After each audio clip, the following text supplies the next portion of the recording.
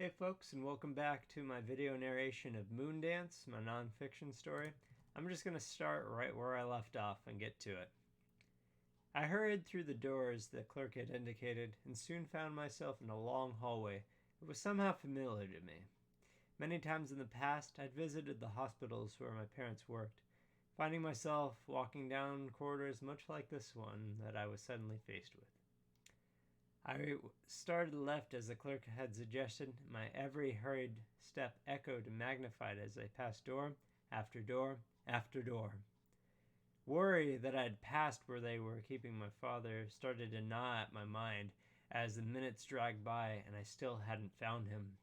I was passed by several doctors as I hurried this way and that, but none of them that I stopped knew where to point me. Directionless, I kept going the way I had started, hoping against hope that there would be some sort of sign, a hint as to where my dad would be. Around that time, though, another thought, far darker than any that had plagued me up until then, clawed its way to the forefront of my mind. What if he dies before I can find him? The guilt and dread I felt at that moment were debilitating, forcing me to bite back a sudden impulse to scream out my dad's name at the top of my lungs in desperation. Don't you effing dare panic. Not now, not here. You're short on time, but not that short. Use that brick between your ears and think, goddammit. Taking a few slow lungfuls of air to calm myself down, took me a few minutes to register what my ears were hearing.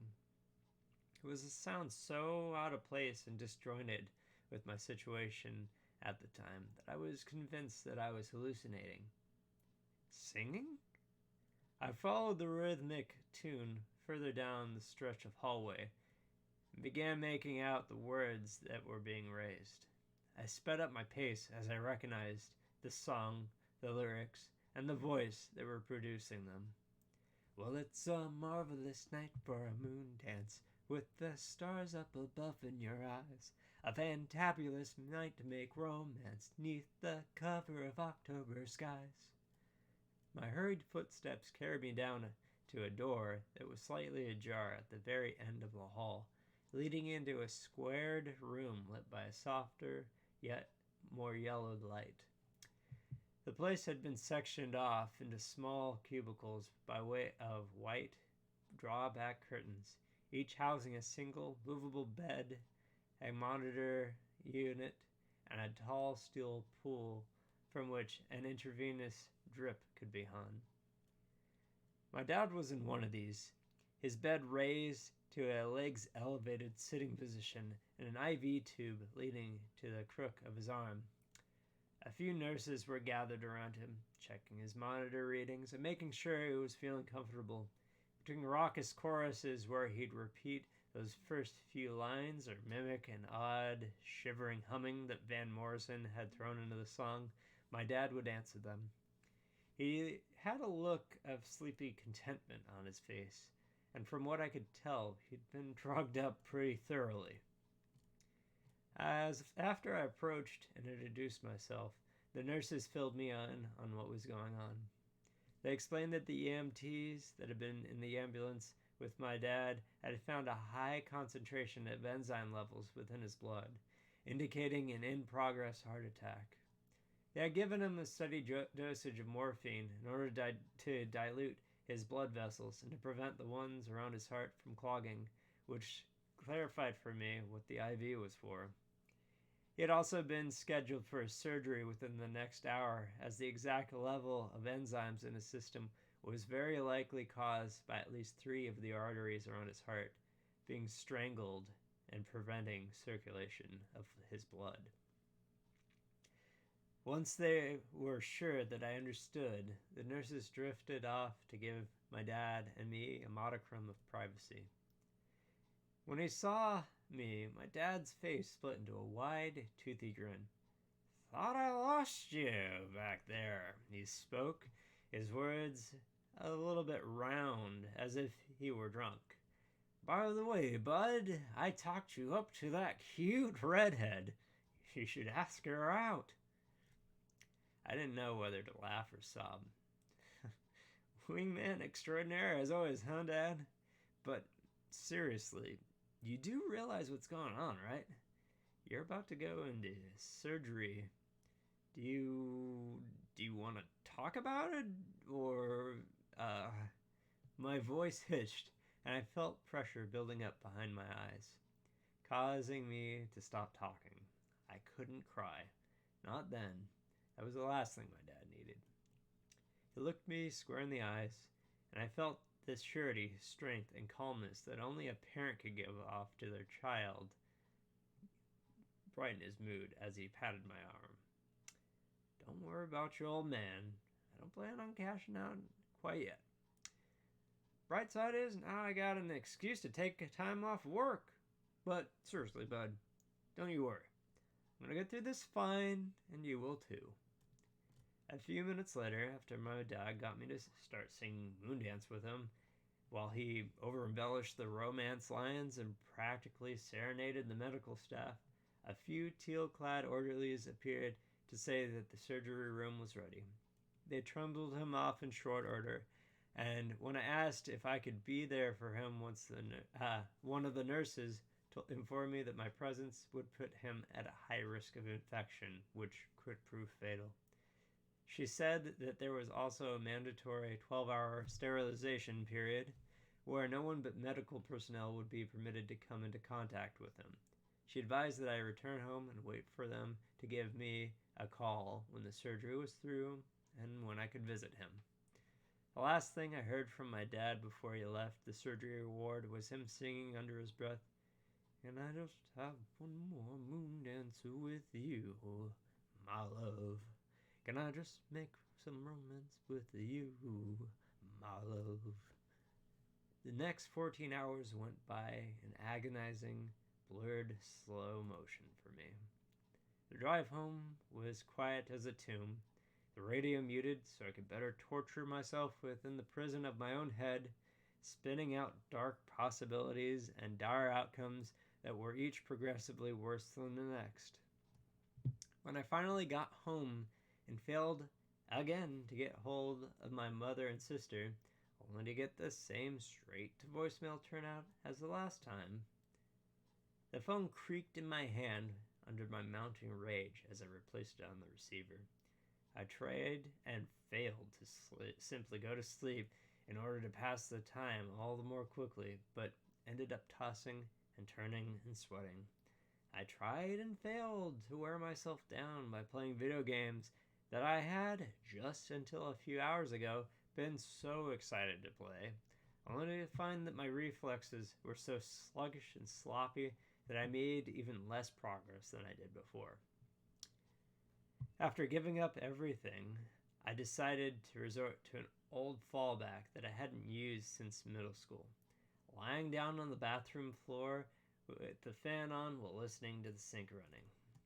When all else fails, regardless of how strange it sounds, doing that simple routine was always a way to ground me back into reality. Don't ask me why it works, it just does. While I was lying there, the coolness of the tile soothing the tension knots in my back, my eyes closed against the soft glow of the overhead light to better hear the meditative thrumming oscillation of the fan, my mind went over the last few hours. I thought of how, despite my dad's state in the hospital, he had made sure that I was doing all right. There he was, his body betraying him, helpless to stop it, and he was more worried with how I was handling it. I had never once considered just how much my dad had put the needs of his children and others before his own. Sure, sometimes he could be a scary guy, unapproachable when he was feeling moody or ticked off about life in general, but more often than not, he'd find a way to make light of the situation with a joke, or a pun, or finding a silver lining.